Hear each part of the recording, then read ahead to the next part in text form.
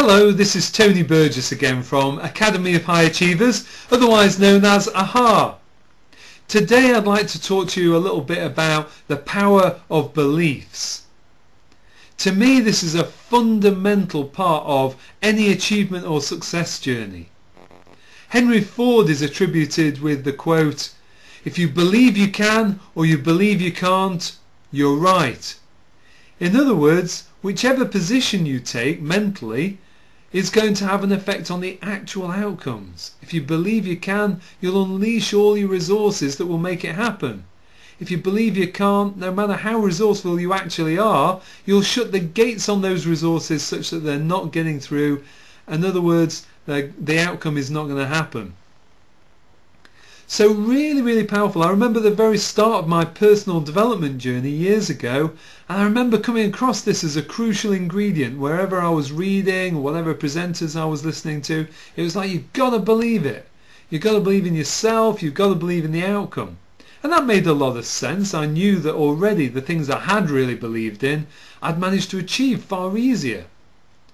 And at the same time, I was really wanting to set myself some pretty stretching goals, putting myself well out of my comfort zone, which by its very nature occasionally brought in some doubt, some self-doubt and doubt about the possibility of the outcome actually arriving.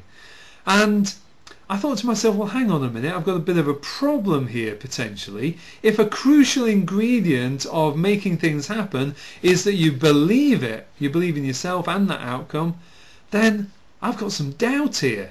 What am I going to do? So I went back to some of those resources where I'd first learned that belief is so important, and I was looking for the how to. How do I actually get to believe in myself and the outcome if currently I'm experiencing some doubt? And I hit a bit of a blank here. I was finding that in fact it really just restated you've got to believe in it. So I set for myself a bit of a mission to really find out how I could put a process together to take myself from doubt into certainty, into really believing in it. And my life partner and training partner, Julie French, has also been on that mission with me.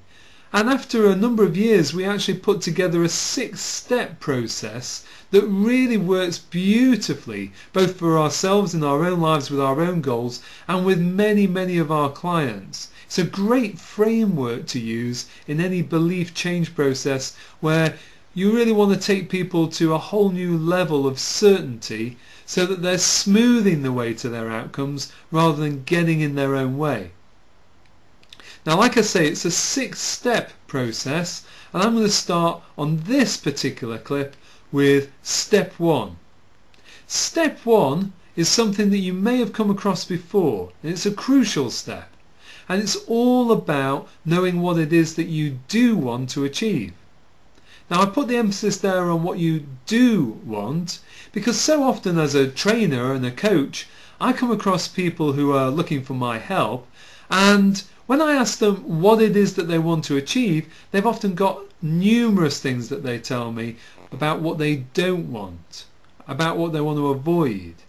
So for example, I might get things like, well, I don't want to be stressed anymore. I don't want this to go horribly wrong. I don't want this sales pitch to fail, and so on. Lots of things that are about things that they don't want. Now that's an okay starting point. In other words, knowing what you don't want can be a motivator to actually spark off change. And also at some points on the journey where you need a bit of a kickstart, you might well remind yourself of some of the things you don't want so that it motivates you away from those things.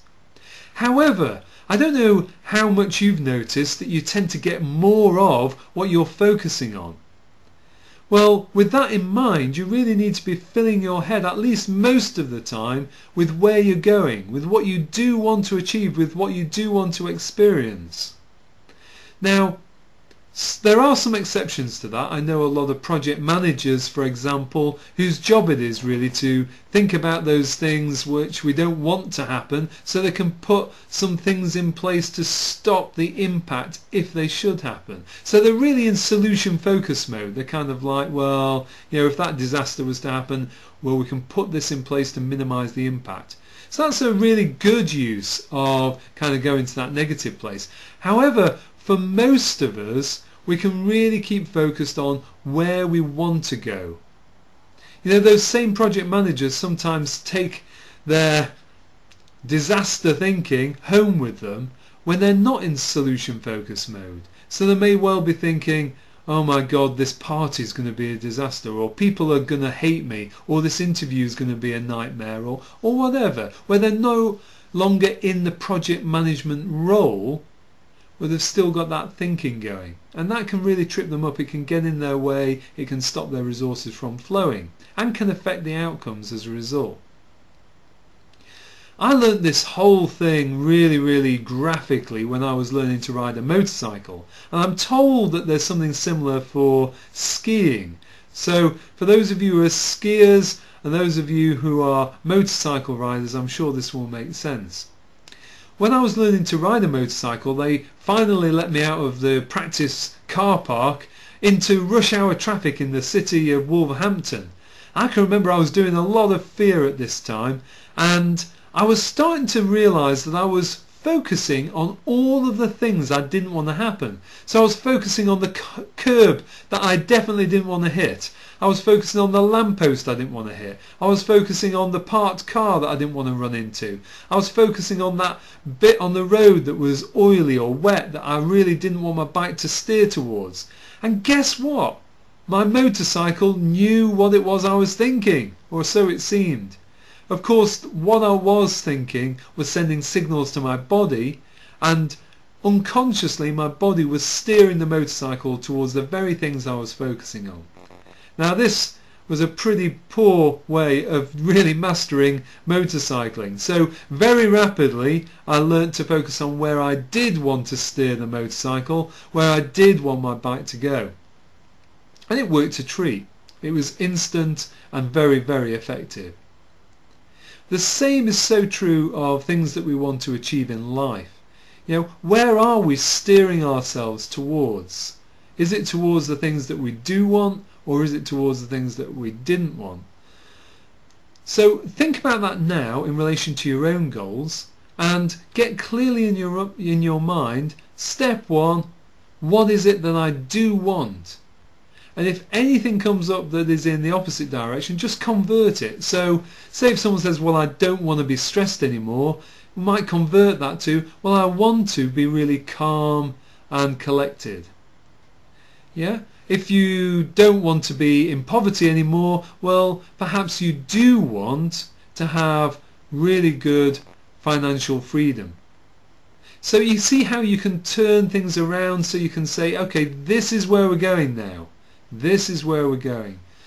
A good friend of mine and a colleague of mine who works with us on our residential training, Steve Halls, is a fitness trainer and a damn good one.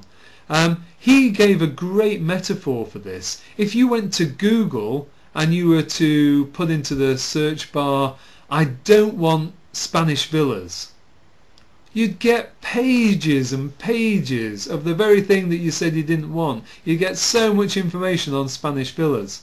Well, in a way, when we're putting stuff in our heads, where we're allowing things to be focused on in our minds, that's what we're going to get loads of stuff coming up for. That's what it's going to be letting information in about. That's what it's going to be selecting for. So let's give some really good instructions so that we get some really good returns. So that's step one, know what you do want. Steps 2, 3, 4, 5 and 6 I will present in other video clips, so please do look out for them and get started straight away. Now there is a free report that you can download for the whole of the 6 steps. In fact, there's 2 versions. One is if you're going to use the 6 steps for yourself, and the other is if you wish to use it as a change facilitator to help belief change in the people that you may be working with. So you can download one or both of those. I know you'll find them useful. Some bits will be familiar and some bits will be perhaps new to you. Also bear in mind that although you can go through these 6 steps one after the other, which is an awesome process, step 1, 2, 3, 4, 5 and then 6, You can also dip into any of the steps and use them in isolation to get great results too. So you've got the choice there, and it's always good to have choices, isn't it? So I'm going to put at the end of this video a clear web address where you can download that free report, and I'll see you again soon. Okay, bye for now.